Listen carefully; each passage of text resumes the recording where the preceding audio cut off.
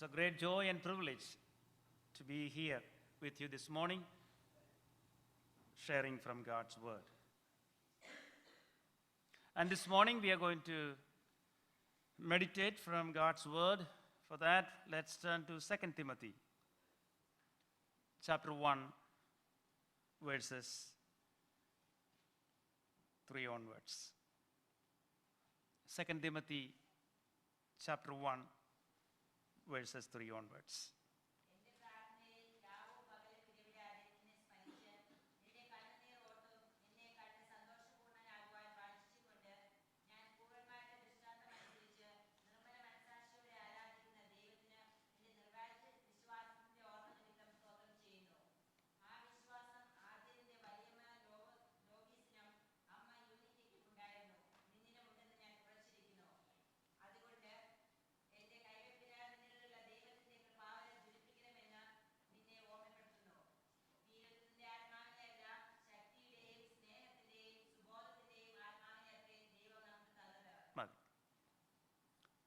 Let's go back to verse 3. It says, Paul says, I thank God, whom I serve. And he says, I constantly remember you in my prayers. This portion is an instruction that Paul gives to Timothy. തിമോത്തിയോസിന് പൗലോസ് കൊടുക്കുന്ന ഒരു പ്രത്യേക ഉപദേശമാണ് ഈ രാവിലെ സമയം നാം പഠിക്കുവാൻ പോകുന്നത്.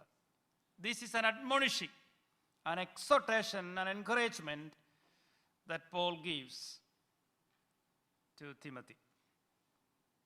And if you look at verse 2, Timothy is described as dear son.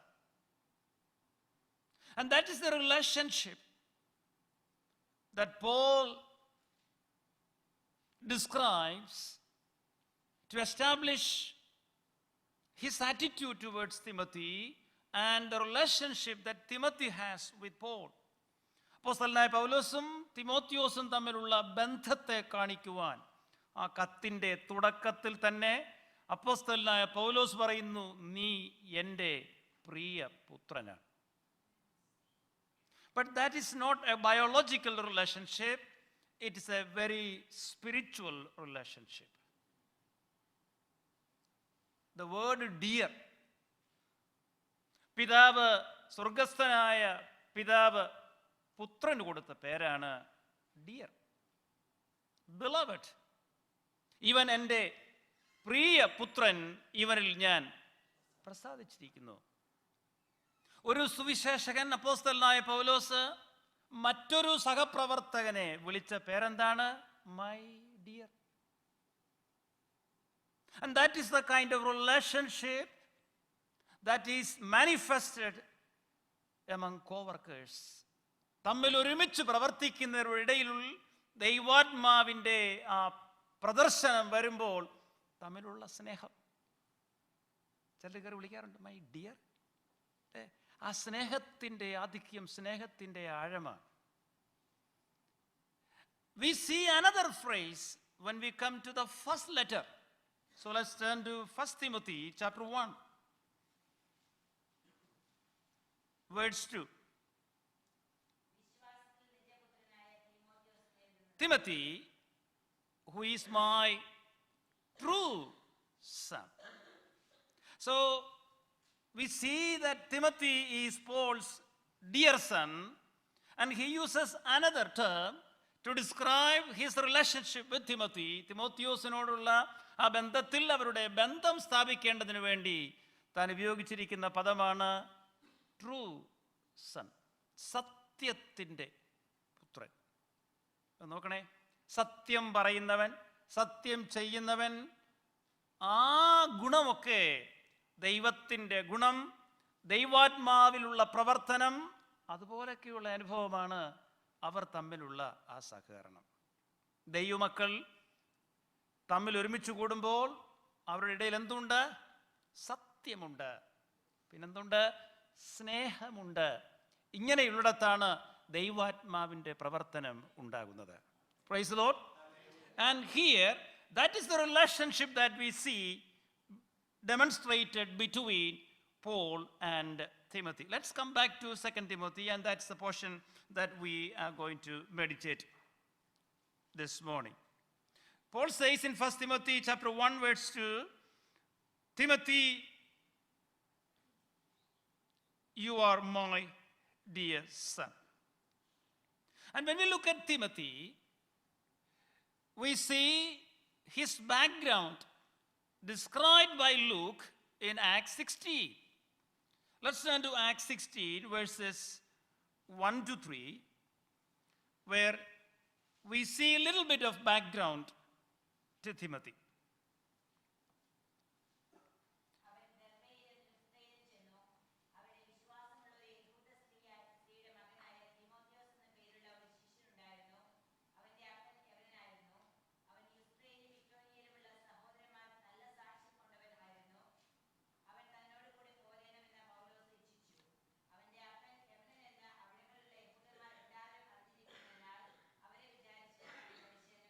Thank you. This is the missionary journey of Paul.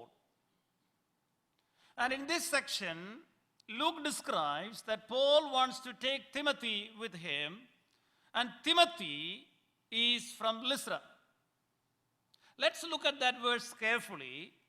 He says he was a disciple living in Lystra, and his mother was a Jewess, and his father was a Gentile, especially his mother, not only a Jewess, but a believer in the Messiah, believer in Christ.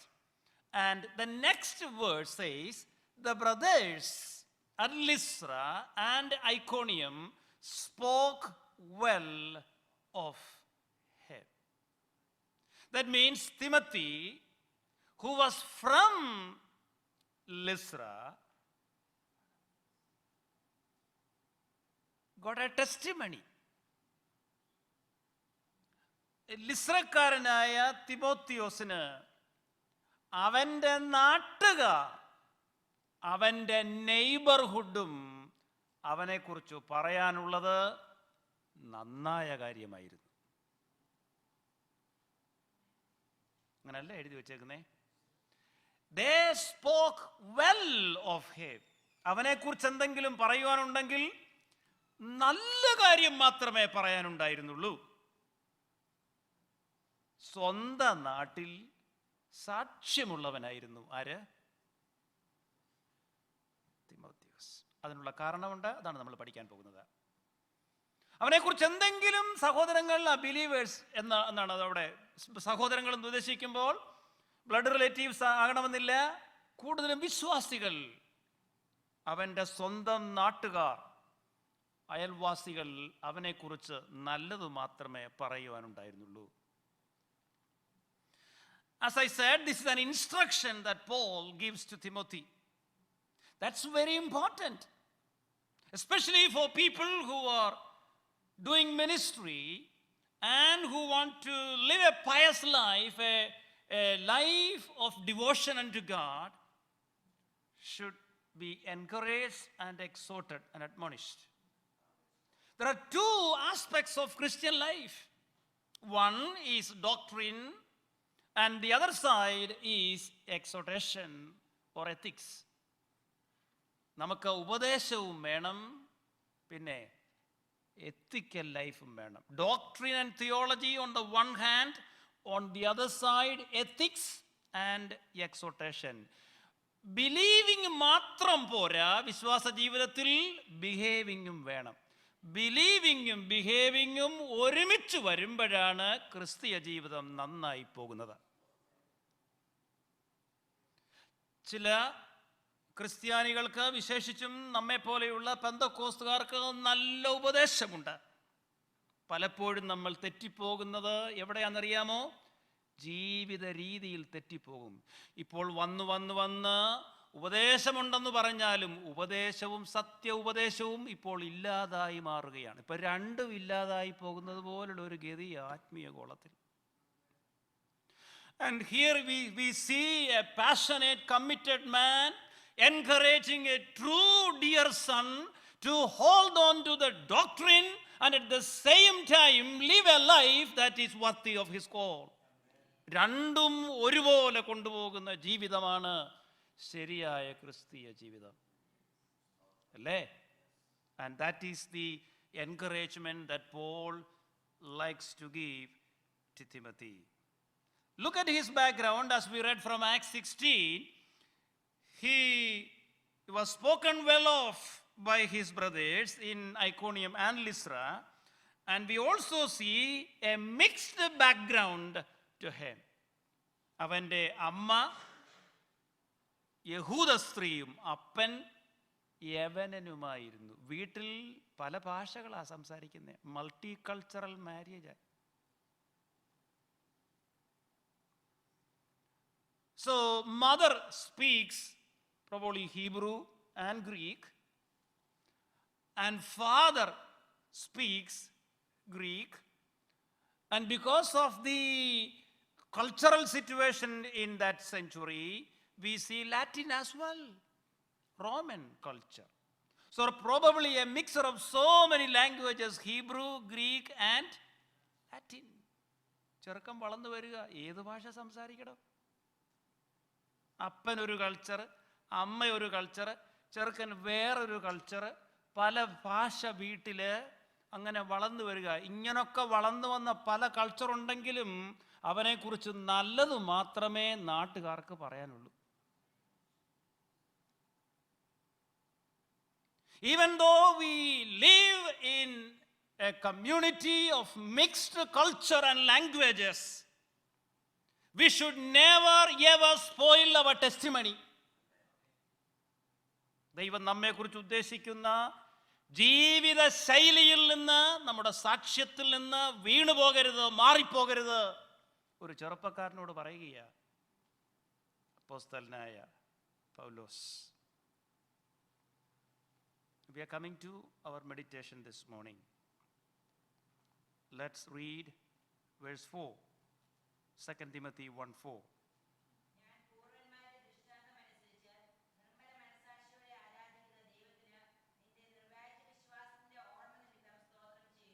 I thank God, whom I serve. And he says, when I think of your sincere faith, I think of your sincere faith. Le. Verse 5.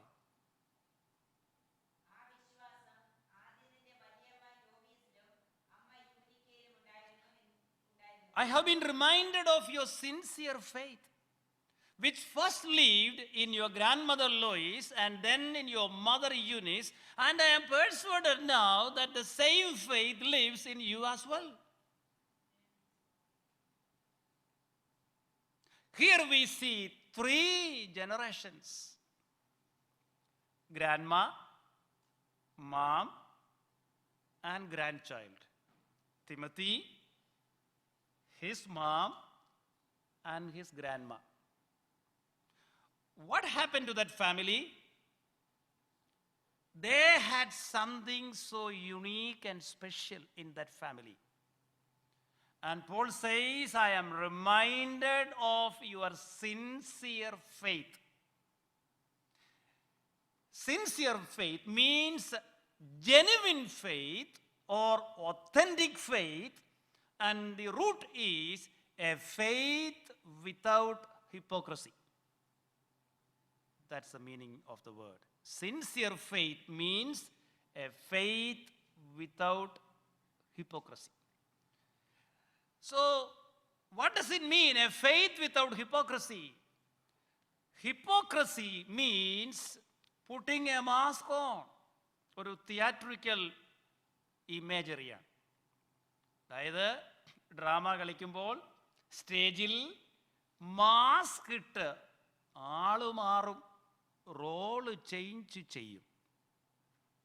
ആ അകത്തുള്ള ആളല്ല, ആ mask ഇട്ട ഏത് രൂപമിടുന്നോ ആ രൂപമിട്ട് കളിക്കും. ഏഞ്ചലിൻ്റെ wings വെച്ച് ഏഞ്ചലിൻ്റെ costume ഇട്ട് നമുക്കാരായി കളിക്കാമെന്നറിയാമോ? ഏഞ്ചലായി കളിക്കാം. അതിൻ്റെ പേരാണ് മാസ്ക് ഇടുന്നത്. നമ്മൾ ഏഞ്ചലാകുവോ? ആകുവോ? And that is what is called hypocrisy.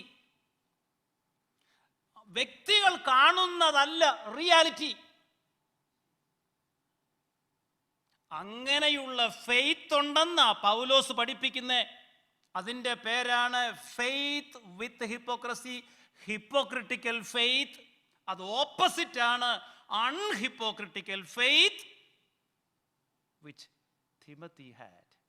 Not only Timothy had, his mom had. Not only Timothy and mom had, Timothy, mom and grandma had. 3 തലമുറ അവരുടെ വിശ്വാസം മുഖം മൂടിയിട്ട് കളിക്കാത്ത വിശ്വാസമായിരുന്നു.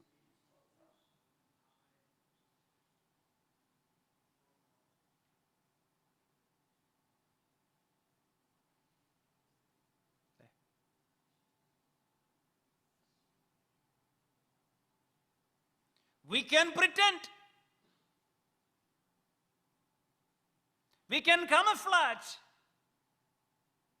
ആളു മാറി, വേഷം മാറി, പലരെയും നമുക്ക് പലതും ബോധ്യപ്പെടുത്താം. എന്നാൽ അകമേയുള്ള അനുഭവം വ്യത്യാസമാണ്. അങ്ങനെയുള്ളവരെ യേശു വിളിച്ച പേരാണ് പരീശന്മാരെ, ശവക്കല്ലറകളെ, കപടഭക്തിക്കാരെ. അയ്യോ, നിങ്ങൾക്ക് കഷ്ടം.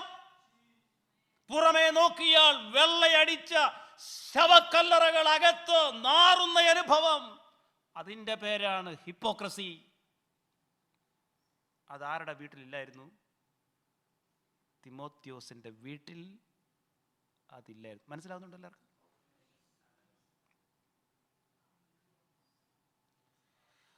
And now we have to ask a question: how come a third generation Christian, or in that sense a third generation believer, a Timothy, a teenager probably, or maybe early 20s, could get that sort of faith? So when he was growing up, he watched his mom and his grandma. Grandma had a faith, and that was passed on to whom? Eunice. Lois, grandma, had an unhypocritical faith. That means what she said and what she lived out is the same thing. അവൾ വിശ്വസിച്ചതും പറഞ്ഞതും ചെയ്തതും, both believing and behaving aligned together. And when Lois lived such a life, the next generation came, her daughter came, Eunice came, and Eunice watched her mother and thought, my mom says something and she does the same thing. There is no hypocrisy. I need this faith. And when Timothy was born, he watched his mom Eunice and his grandma Lois, and he said, my mom and my grandma live a life which is so sincere and genuine. Therefore, I need this faith, which is the authentic and sincere faith. കണ്ടോ, തലമുറയായി എന്തോ കൈമാറുകയാണ്. Mask ഇടാത്ത വിശ്വാസം, A transparent life. ഇതിൻ്റെ പേരാണ് sincere faith. ഞാൻ ചോദിക്കട്ടെ, ഇന്ന് പകൽക്കാലം എന്നെ വചനം കേൾക്കുന്ന നിങ്ങളോട് ഞാൻ ചോദിക്കട്ടെ, നിങ്ങൾക്ക് ഈ വിശ്വാസമുണ്ടോ? Sincere, without any hypocrisy. And therefore he says, I thank God. I constantly remember you in my prayers. And you had that, you also have that faith. അപ്പം 3 തലമുറ കഴിഞ്ഞാലും ശരിയായ വിശ്വാസം കൈമാറാൻ ദൈവാത്മാവ് സഹായിക്കും. എത്ര തലമുറ കഴിഞ്ഞാലും വിശ്വസ്തത നഷ്ടപ്പെട്ടു പോകരുത്. It's not that I think about it. No, I am persuaded. ഞാൻ ഉറച്ചിരിക്കുന്നു. എന്തുവാ നിന്നിലുള്ള വിശ്വാസവും? എങ്ങനെയുള്ള വിശ്വാസമാ? I am persuaded that the life that is in you, the faith that is in you is unhypocritical faith.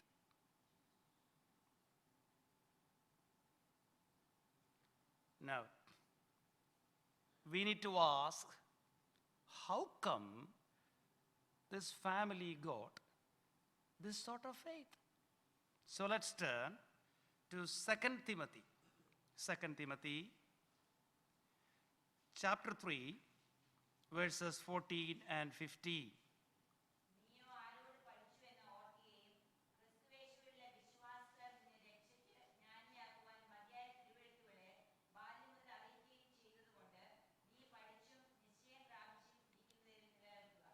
This is what Paul says.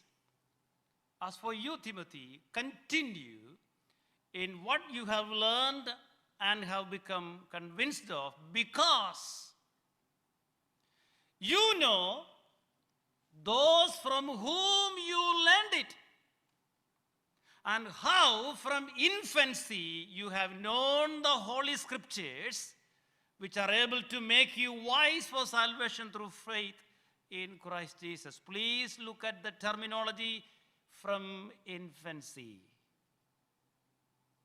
From infancy you have known the Holy Scriptures. From infancy you know the Holy Scriptures. Infancy, who is an infant? An infant is somebody below the age of 12 months. ഒരു വയസ്സ് വരെ ഉള്ള കുഞ്ഞുങ്ങളെ വിളിക്കുന്നത് എന്താണ്? Infants.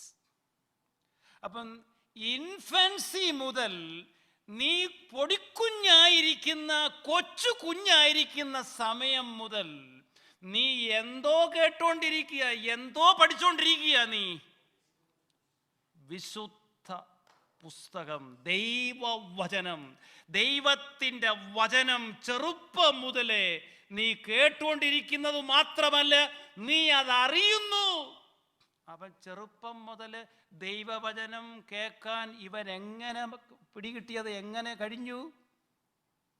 ആരാ 12 മാസം വരെ വളർത്തിക്കൊണ്ടിരിക്കുന്നത്?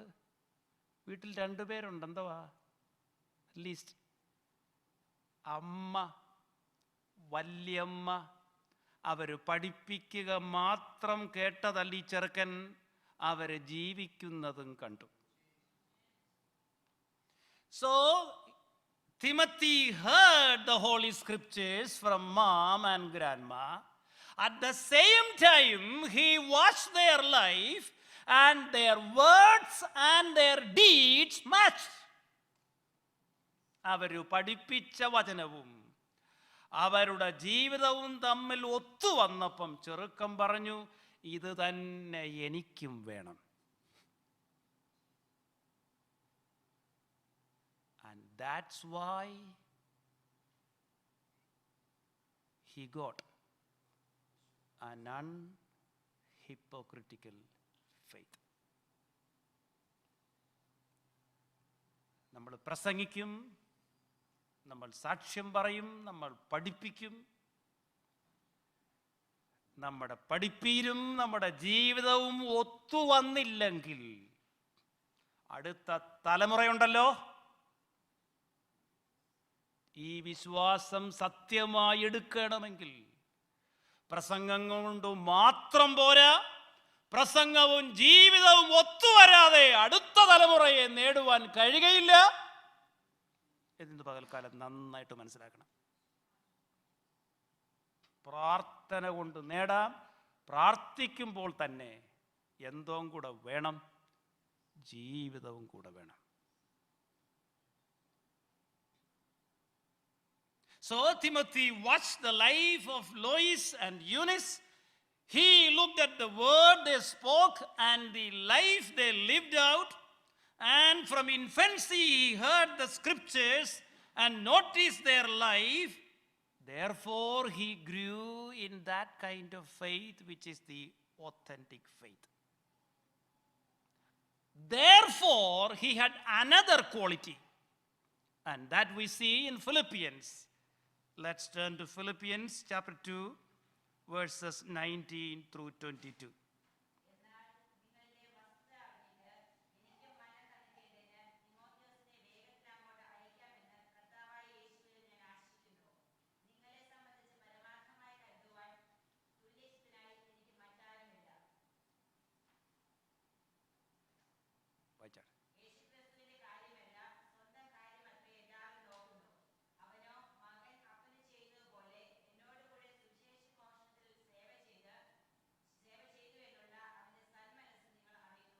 I have no one else like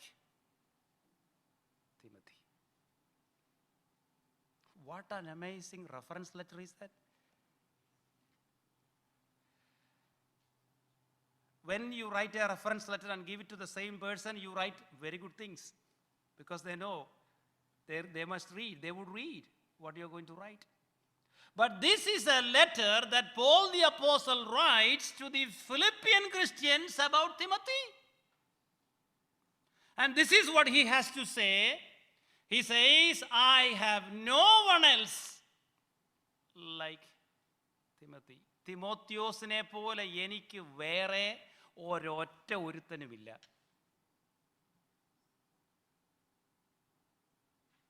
നമ്മളെക്കുറിച്ച് സാക്ഷ്യം പറയേണ്ടത് അത് കേട്ടോ. എന്താ നമ്മുടെ പേര് പറഞ്ഞേച്ച് പറയണം, നമുക്കിതുപോലെ സാക്ഷ്യം വേണം. ഇന്നാരെ പോലെ വേറെ ചില പറയും, നെഗറ്റീവായിട്ട് പറയും, അവനെ പോലെ ഒരു ഒറ്റ ഒരുത്തനും ഇല്ല. അതുപോലെ പോസിറ്റീവായിട്ട് പറയണം, അവനെ പോലെ വേറെ ഒരുത്തനില്ല. Oh, what an amazing testimony. I have no one else like Timothy who takes authentic interest, genuine interest, sincere interest in your welfare. അതിൻ്റെ കാരണം എന്താണെന്നറിയാമോ? അവൻ്റെ ഫെയ്ത്തിൻ്റെ പേരും സിൻസിയർ ഫെയ്ത്ത് എന്നാ. അപ്പൊ തികഞ്ഞ കള്ളത്തരമില്ലാത്ത വിശ്വാസമുള്ളവൻ മറ്റുള്ളവരോട് ഡീല് ചെയ്യുമ്പോഴും ഹിപ്പോക്രസി ഇല്ലാതെ ഡീല് ചെയ്യും, മാസ്ക് ഇടാതെ ഡീല് ചെയ്യുമെന്ന്.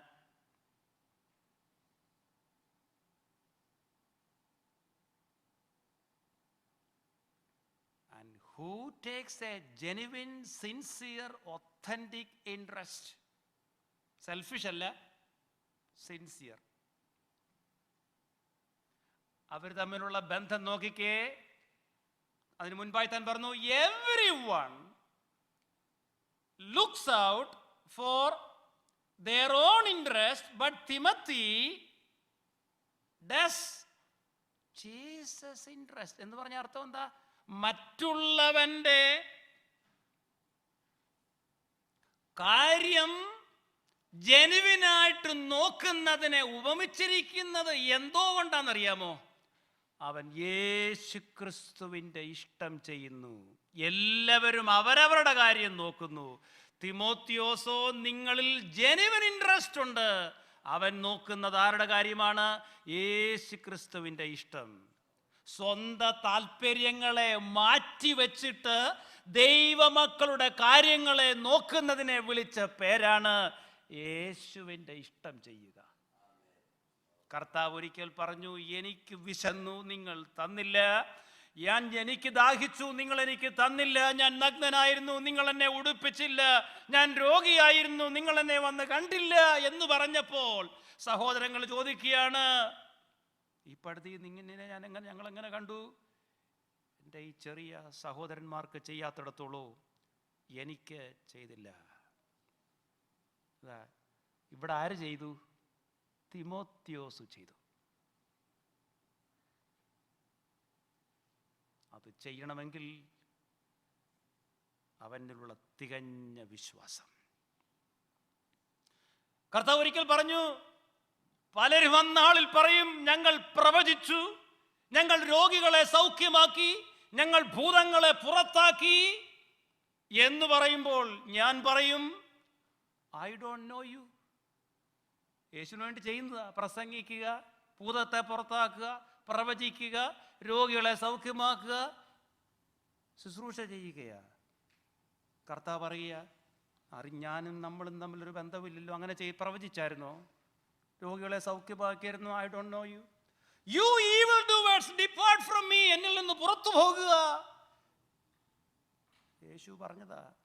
എന്തായിരുന്നെന്നറിയാമോ കുഴപ്പം? ശുശ്രൂഷയും കാര്യങ്ങളും അതും ഇതുമൊക്കെ ഉണ്ടായിരുന്നെങ്കിലും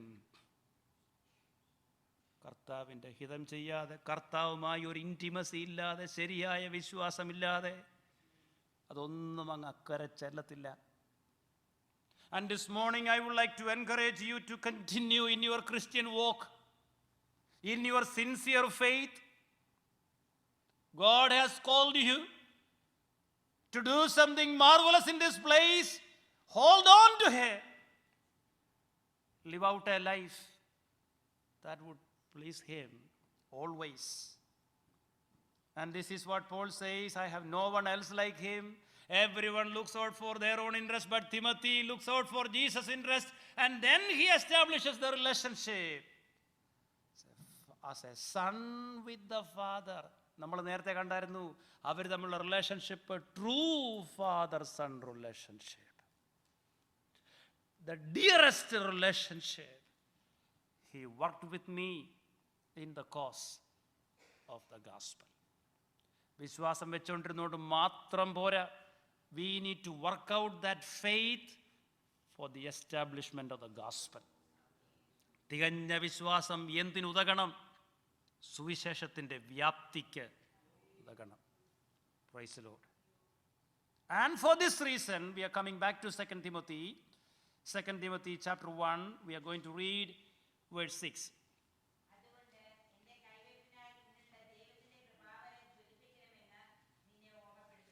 For this reason, 1 Timothy അല്ല 2 Timothy. For this reason, I remind you to fan into flame the gift of God, which is in you through the laying on of my hands. And you need to understand the context. Therefore, we will understand this verse. നമ്മൾ എന്താ ഇതുവരെ പറഞ്ഞുകൊണ്ടിരുന്നേ? നിന്നിലൊരു കള്ളത്തരമില്ലാത്ത വിശ്വാസമുണ്ട്. You have a faith without hypocrisy, and you receive this from Eunice and from Lois and Eunice, and now the sincere faith is also in you. For this reason I remind you to fan into flame. നമ്മൾ ആദ്യത്തേതും കളയും. നമുക്ക് എന്തോ ജ്വലിപ്പിക്കാം? നമുക്ക് കൃപാവരം ജ്വലിപ്പിക്കാം. പക്ഷേ കൃപാവരം ജ്വലിപ്പിക്കുന്നതിന് മുമ്പ് ചില കാര്യങ്ങളുണ്ട്. അതാ പൗലോസ് പറഞ്ഞ് പഠിപ്പിച്ചേ. ചുമ്മാതൊന്നും കൃപാവരം ജ്വലിപ്പിക്കാനൊക്കത്തില്ല. കൃപാവരം ജ്വലിപ്പിക്കണമെങ്കിൽ എന്തു വരണമെന്നറിയാമോ? കള്ളത്തരമില്ലാത്ത വിശ്വാസം ജീവിതത്തിൽ ഉണ്ടാകണം. അങ്ങനെയുള്ള കൃപാവരമേ നിൽക്കത്തുള്ളൂ. It's not simply that you fan into flame the gift of God. No. For this reason, നിന്നിൽ എന്തുണ്ടിരിപ്പുണ്ടകത്ത്? കള്ളത്തരമില്ലാത്ത വിശ്വാസം നിനക്കുള്ളത് കൊണ്ട്. Therefore I remind you to fan into flame the gift of God. I'm going to explain that. And that gift of God, that charisma in Greek, the gift of God, charisma, അത് പൗലോസ് കൊടുത്തതല്ല, ദൈവത്തിൻ്റെ ദാനമാണ്. പക്ഷെ അതവന് കിട്ടിയത് through the laying on of my hands എന്ന് പൗലോസ് പറയുകയാണ്. ഞാൻ കൈവച്ചപ്പോൾ ദൈവം നിനക്ക് തന്ന. ആർക്കും ഒരു മനുഷ്യനും മറ്റൊരു മനുഷ്യന് കൃപാദാനങ്ങളെ കൊടുക്കുവാൻ സാധ്യമല്ല. ദൈവമാണ് കൊടുക്കുന്നത്. ദാനങ്ങളെല്ലാം ദൈവത്തിൻ്റെയാണെന്ന് മറന്നു പോകരുത്. ഇന്നാരെനിക്ക് കൈവച്ചു, ഇന്നാര് തന്നൊന്നും പറയേണ്ട ആവശ്യമില്ല. കിട്ടുന്നുണ്ടെങ്കിൽ, നല്ലത് കിട്ടിയിട്ടുണ്ടെങ്കിൽ ആര് തരുന്നതാ? ദൈവം തരുന്നതാ. For this reason I remind you to fan into flame. Now, നിന്നിലുള്ള കൃപാവരം ജ്വലിപ്പിക്കണം. That fan into flame, it means rekindle. Kindle or rekindle. ആമസോണിൽ കിട്ടുന്ന കിൻഡിൽ അല്ല, കിൻഡിൽ, റീകിൻഡിൽ എന്നാണ് അതിൻ്റെ ട്രാൻസ്ലേഷൻ. മലയാളത്തിൽ നിന്നുള്ള കൃപാവരം ജ്വലിപ്പിക്കണം. ആ ഫാൻ ഇൻറ്റു ഫ്ലെയിം മലയാളത്തിൽ പറഞ്ഞു കഴിഞ്ഞാൽ ഇങ്ങനെ ഊതി കത്തിക്കണം.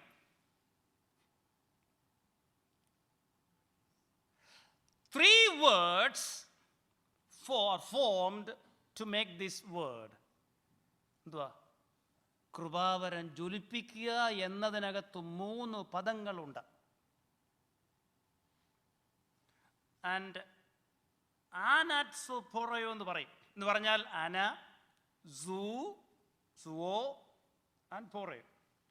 അന means again, again and again. Zoo means life, from which we have zoology. Zoo means life, means bring it to life again.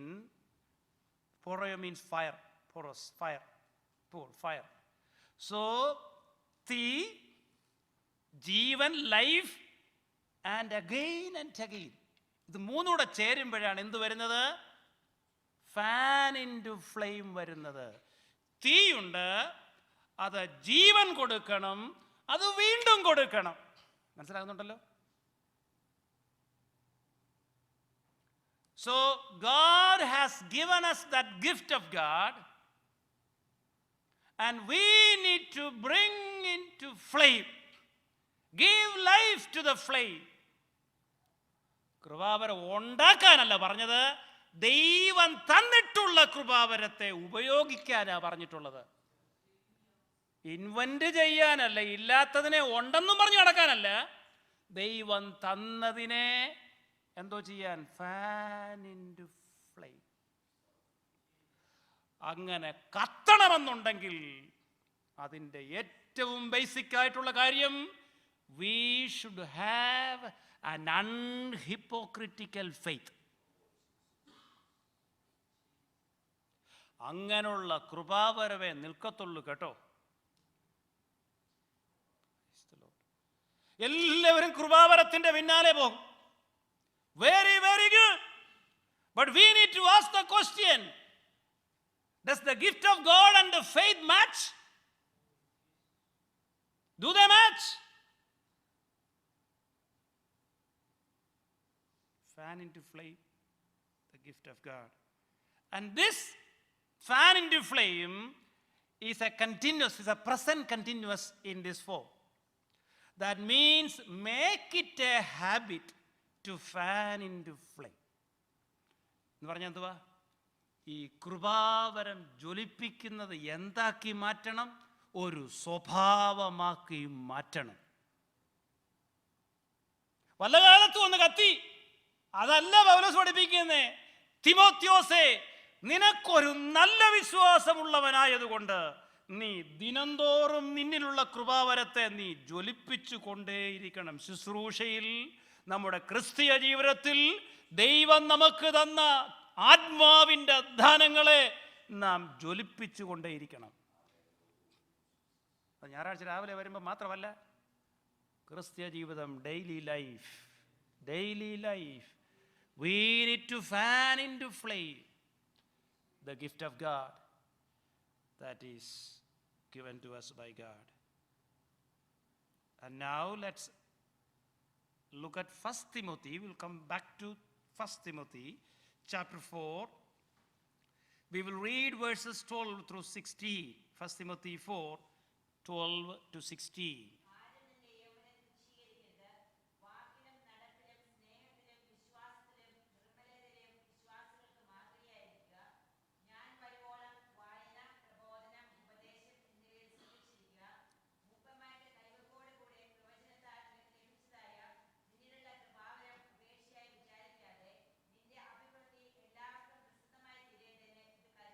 And this is what he says.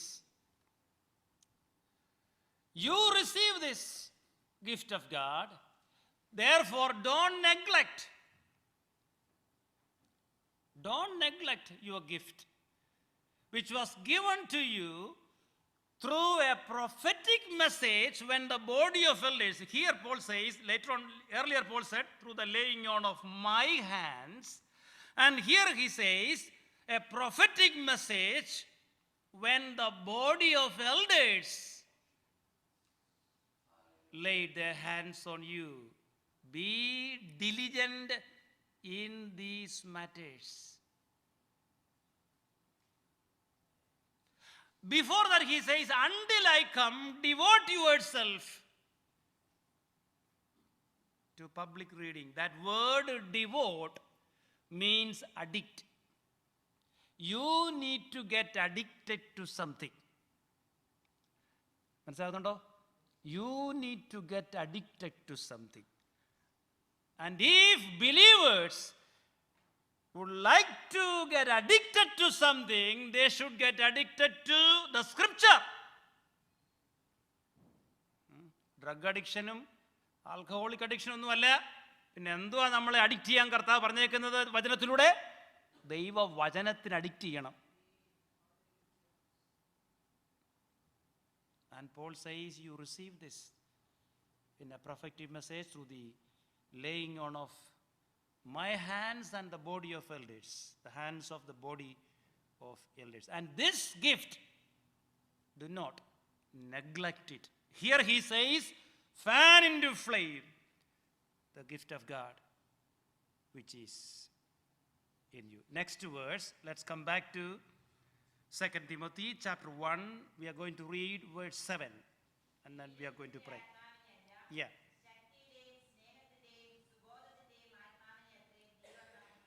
And after having said that Timothy had to fan into flame the gift of God, തിമോത്തിയോസിലുള്ള ദൈവത്തിൻ്റെ കൃപാവരത്തെ ജ്വലിപ്പിക്കണം എന്നു പറഞ്ഞതിന് ശേഷം പൗലോസ് പറയുന്ന ഒരു 3 കാര്യമുണ്ട്.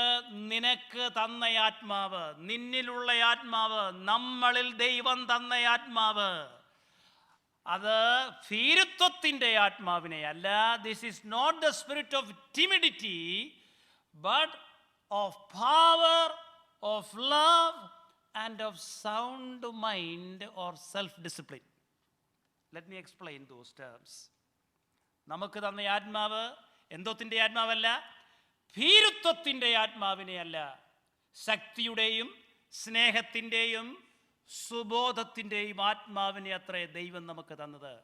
ശ്രദ്ധിച്ചാട്ടെ, കള്ളത്തരമില്ലാത്ത വിശ്വാസമുള്ള നമ്മിൽ ദൈവാത്മാവിൻ്റെ വരങ്ങൾ നമുക്ക് തന്നപ്പോൾ നമ്മിൽ വ്യാപരിക്കുന്ന ദൈവാത്മാവ് ഭീതിയുടെ ആത്മാവല്ല, ഭീരുത്വത്തിൻ്റെ ആത്മാവല്ല, ഈവിളിൻ്റെ ആത്മാവല്ല ദൈവം നമുക്ക് തന്നത്. പിന്നെ അവൻ പറയുന്നു, ശക്തിയുടെയും സ്നേഹത്തിൻ്റെയും സുബോധത്തിൻ്റെയും ആത്മാവാണ്. ആ ശക്തി എന്ന് പറയുന്നത് ഡുനാമിസ് ആണ്, പവറാണ്. That means the ability to do certain things, the capacity to do certain things. ചില കാര്യങ്ങളൊക്കെ നമുക്ക് ചെയ്തു തീർക്കേണ്ടതായിട്ടുണ്ട്. അതിനുള്ള കപ്പാസിറ്റി നമുക്ക് തരുന്ന ആത്മബലമാണ് ദൈവത്തിൻ്റെ ആത്മാവ്. നമ്മെ കൊണ്ടൊന്നും പലപ്പോഴും ചെയ്യുവാൻ സാധ്യമല്ല. പലതും ആഗ്രഹമുണ്ട് ചെയ്യണമെന്ന്, എന്നാൽ അത് ചെയ്യാനുള്ള കപ്പാസിറ്റി, എബിലിറ്റി, ശക്തി തരുന്നതാണ് ദൈവത്തിൻ്റെ ആത്മാവ്. അയ്യോ, എന്നെ കൊണ്ട് കഴിവില്ലേ എന്ന് പറഞ്ഞ് മാറി നിൽക്കേണ്ട ആവശ്യമില്ല. കർത്താവ് പറഞ്ഞു, പരിശുദ്ധാത്മാവ് നിങ്ങളുടെ മേൽ വരും, നിങ്ങൾ ശക്തി ലഭിക്കും, എൻ്റെ സാക്ഷികളാകും. ആ ശക്തി, പ്രൈസ് ദി ലോർഡ്, കള്ളത്തരമില്ലാത്തവരിൽ പകരുന്ന ദൈവശക്തി, നമ്മിൽ വ്യാപരിക്കുന്ന ദൈവശക്തി, അതെന്താണ്? ശക്തിയുടെ ആത്മാവാണ്. അടുത്തത് spirit of not only power and of love. എല്ലാവർക്കും കൃപാവരം മതി, ഈ ആത്മാവ് സ്നേഹത്തിൻ്റെയാണെന്ന് മറന്നു പോകരുത്. പൗലോസ് പഠിപ്പിച്ചിട്ടുണ്ട്, നിനക്ക് എന്തെല്ലാം ഉണ്ടായിരുന്നാലും സ്നേഹമില്ല എങ്കിൽ ഒന്നുമില്ല. ഈ ആത്മാവ് ഇവിടെ ഉപയോഗിച്ചിരിക്കുന്ന അഗാപ്പയാണ്. വെറും ഫ്രണ്ട്ഷിപ്പ് ലവ് അല്ല, ആഴമേറിയ സ്നേഹം, അൺകണ്ടീഷണൽ ലവ്, അൺഫെയിലിംഗ് ലവ്. പിതാവ് പുത്രനെ സ്നേഹിച്ച സ്നേഹം, പുത്രൻ നമ്മെ സ്നേഹിച്ച സ്നേഹം, ഭർത്താവ് ഭാര്യയെ സ്നേഹിക്കേണ്ട സ്നേഹം, ഈ സ്നേഹത്തിനൊക്കെ കൊടുത്തിരിക്കുന്ന പദമാണ് അഗാപ്പെ. ഇങ്ങോട്ടൊന്നും എക്സ്പെക്റ്റ് ചെയ്യാതെ അങ്ങോട്ട് കയറി സ്നേഹിക്കുന്ന സ്നേഹത്തിൻ്റെ പേരാണ് agape love. Love without any strings attached. അത് ആർക്ക് മാത്രമേ കഴിയത്തുള്ളൂ എന്നറിയാമോ? കൃപാവരം ജ്വലിപ്പിക്കുന്നവനല്ല, പിന്നെ ശരിയായ ആത്മാവുള്ളവൻ്റെ ജീവിതത്തിൽ എന്തുണ്ട്? ആത്മാവിൻ്റെ പേരാണ് സ്നേഹത്തിൻ്റെ ആത്മാവ്. സകലതും ക്ഷമിക്കും, സകലതും പൊറുക്കും. Praise Lord. ആ ആത്മാവ്, പ്രൈസ് ലോർഡ്. ഇന്ന് പരിശുദ്ധാത്മാവുണ്ടെന്ന് പറയുകയും ആത്മപ്രവർത്തനം ഉണ്ടെന്ന് പറയുകയും സ്വന്തം സഹോദരനെ സഹോദരിയോ ദൈവമക്കളെ സ്നേഹിക്കുവാൻ കഴിയാതിരിക്കുകയും ചെയ്യുന്ന എല്ലാ ശുശ്രൂഷകളും ഡ്യൂപ്ലിക്കേറ്റ് ആണെന്ന് പകൽക്കാലം മറന്നു പോകരുത്. എത്ര വലിയ കൃപാവരം നിനക്കുണ്ടായാലും, എത്ര വലിയ ശുശ്രൂഷ നീ ചെയ്താലും ഒരു കാര്യം മറന്നു പോകരുത്. അഗാപ്പെ എന്ന് പറയുന്ന ദൈവ സ്നേഹം പ്രകടിപ്പിക്കുവാൻ കഴിയുന്നില്ലെങ്കിൽ ആ ആത്മാവിനെ ചോദ്യം ചെയ്യേണ്ടിയിരിക്കുന്നു.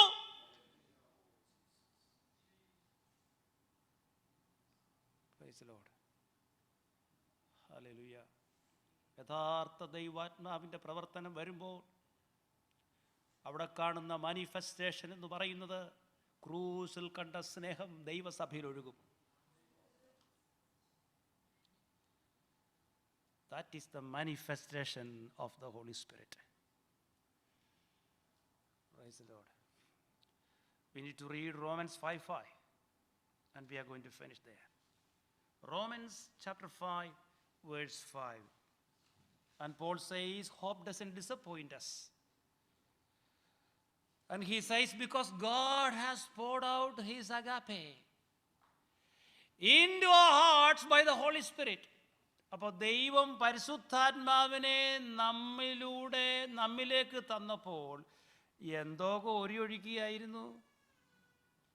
ശ്രദ്ധിച്ചോ എല്ലാവരും? ദൈവം പരിശുദ്ധാത്മാവിനെ നമുക്ക് തന്നപ്പോൾ അവൻ എന്തോ കോരിയൊഴുക്കിയായിരുന്നു. കൃപാവരവോ? എന്തോ കോരിയൊഴിക്കായിരുന്നു? സ്നേഹം കോരിയൊഴിക്കായിരുന്നു. And the grammar there is like this. It is through the Holy Spirit, the method by which he poured out his love is through the Holy Spirit. That means Holy Spiritനെ ഒരു പൈപ്പായി നമ്മൾ ഉപമിച്ചാൽ ആ പൈപ്പിനകത്തൂടെ ഒഴുകിയത് എന്താണെന്നറിയാമോ? സ്നേഹം. അപ്പോൾ ദൈവം നമുക്ക് തൻ്റെ ദാനമായ പരിശുദ്ധാത്മാവിനെ കോരിയൊഴിച്ചപ്പോൾ അതിൻ്റെ കണ്ടന്റ് എന്താണെന്നറിയാമോ? Agape love. ദൈവാത്മാവുണ്ടെന്ന് പറയുകയും രക്ഷിക്കപ്പെട്ട വ്യക്തി എന്ന് പറയുകയും ആത്മനിറവിൽ ജീവിക്കുന്ന വ്യക്തി എന്ന് പറയുകയും അഭിഷേകം പ്രാപിച്ച വ്യക്തി എന്ന് പറയുകയും കൃപാവരം ജ്വലിപ്പിക്കുന്ന വ്യക്തി എന്ന് പറയുകയും ചെയ്യുന്നവർ സ്നേഹമില്ലാതെ പോയി കഴിഞ്ഞാൽ അവന്റെ ആത്മാവിനെ നമ്മൾ സംശയിക്കേണ്ടിയിരിക്കുന്നു. The evidence is this. Agape love ഒഴുകും ആത്മാവുള്ളവൻ. Praise the Lord. വലിയ അത്ഭുതം അടയാളമൊന്നും നടന്നില്ലേലും സ്നേഹം കളയരുത്. And that is the manifestation of the work of the Holy Spirit. ദൈവസ്നേഹം. സകലതും ക്ഷമിക്കുക, പൊറുക്കുക, തമ്മിൽ സ്നേഹിക്കുക. He says, coming back to 2 Timothy, God has given us the Spirit, not of timidity, but of power, but of love, and of self-control, self-discipline. Self-discipline. And that word self-discipline means moderate, temperate, divinely balanced life എന്ന അതിൻ്റെ translation. divinely balanced life. God balanced life. അപ്പോൾ പരിശുദ്ധാത്മാവിനെ ദൈവം നമുക്ക് തന്നത് എങ്ങനെയുള്ള ലൈഫിന് വേണ്ടിയാ? ദൈവം ഇഷ്ടപ്പെടുന്ന ദൈവത്തിൻ്റെ ബാലൻസ്ഡ് ലൈഫ്. ആ ബാലൻസ്ഡ് സെൽഫ് കൺട്രോൾ എന്ന് പറയുന്ന വാക്കിൽ നിന്നാണ് ഡയഫ്രം എന്ന ഓർഗൻ, അതിൻ്റെ ആ ടേം ഉണ്ടായിരിക്കുന്ന diaphragm. Diaphragm is an organ in the body that regulates or controls breathing and heartbeat. ഇതിനെ രണ്ടിനെയും കൂടെ ബാലൻസ് ചെയ്യുന്നതാണ് എന്താണെന്നറിയാമോ? ഡയഫ്രം. ആ വേർഡാണ് ഇവിടെ ഉപയോഗിച്ചിരിക്കുന്നത്. That means when the Spirit of God is poured out into our hearts, we have the agape love and we have a God balanced life that regulates. God's intention, ദൈവം പറയുന്നത് പോലെ നടക്കാൻ ഒരു balanced life, prudent life, praise lord, well balanced life നയിക്കുവാൻ ഉള്ള ആത്മാവാണ് ദൈവത്തിൻ്റെ ആത്മാവ്.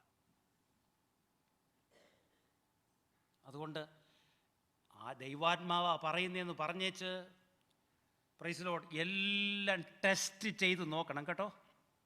പൗലോസ് പറയുന്നുണ്ട്, പ്രവചനം തുച്ഛീകരിക്കരുത്, ആത്മാവിനെ കെടുക്കരുത്, സകലതും ശോധന ചെയ്യണം, ടെസ്റ്റ് ചെയ്യണം, എന്നിട്ട് നല്ലത് മാത്രം എന്ത് ചെയ്യണം? മുറുകെ പിടിക്കണം. കേൾക്കുന്നതിൻ്റെ എല്ലാം പുറകെ പോകരുത്, കേൾക്കുന്നതിനെല്ലാം സ്തോത്രം പറയരുത്. ദൈവം നിനക്കൊരു ആത്മാവ് തന്നിട്ടുണ്ട്, ആത്മാവ് ചെയ്യുന്നത് നിന്നെ balance ചെയ്യിക്കുവാൻ.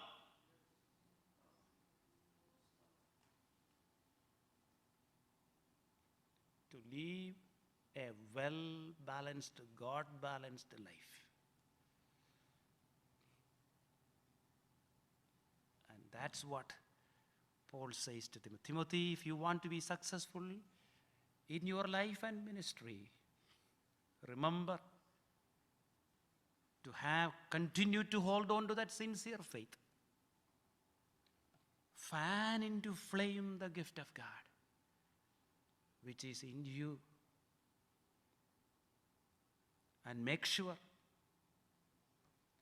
that you will do things not in your own strength but in the strength of the Holy Spirit. Make sure that you manifest this agape love, and make sure that you will have a well balanced, divinely balanced life. അതുകൊണ്ടാണ് പൗലോസ് മറ്റു ചിലയിടങ്ങളിൽ പറയുന്നുണ്ട്, walk a walk worthy of your call. എല്ലാവരും ദൈവസ്ഥലം ദയവായി എഴുന്നേറ്റ് നിൽക്കാം. നാം പ്രാർത്ഥിക്കാൻ പോകുകയാണ്. ഇന്ന് രാവിലെ നാം കേട്ട ഈ വചനം നമ്മുടെ ക്രിസ്തീയ ജീവിതത്തിന് അനുഗ്രഹമാകട്ടെ എന്ന് ഞാൻ പ്രാർത്ഥിക്കുന്നു. ഈ സഭയെ ദൈവം നന്നായി അനുഗ്രഹിക്കട്ടെ. ദൈവദാസനെ ശക്തിയോടെ ഈ ദേശത്ത് ഉപയോഗിക്കട്ടെ. ഈ സഭയെ ദൈവം നല്ല ടെസ്റ്റ് മണി കീപ്പ് ചെയ്ത് കർത്താവിന് വേണ്ടി ശക്തിയോടെ ഈ ദേശത്ത് നിങ്ങളെ ഉപയോഗിക്കട്ടെ.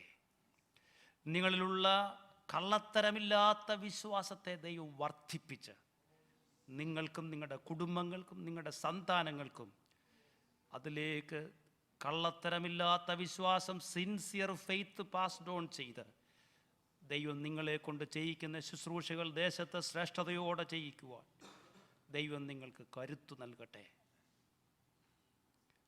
ഉപദേശത്തിൽ നിന്ന് തെറ്റിപ്പോകാതെ ദൈവം നിങ്ങളുടെ ഉള്ളിൽ തന്ന കൃപാവരങ്ങളെ ജ്വലിപ്പിച്ച്, ദിനംതോറും ജ്വലിപ്പിച്ച്, നിങ്ങൾക്ക് ചെയ്യുവാൻ കഴിയാത്ത കാര്യങ്ങൾ ദൈവാത്മാവ് നിങ്ങളെ കൊണ്ട് ചെയ്യിച്ച്, ഒരിക്കലും ദൈവസ്നേഹം ഒട്ടും കുറഞ്ഞു പോകാതെ കാൽവറിയിൽ കർത്താവ് കാണിച്ച സ്നേഹത്തിൻ്റെ മാതൃക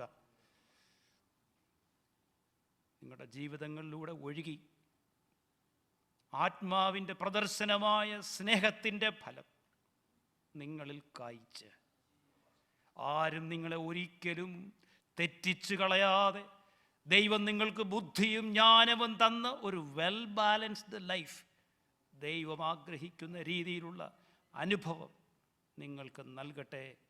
ഈ വചനങ്ങളാൽ ദൈവം നമ്മെ ആശീർവദിക്കട്ടെ.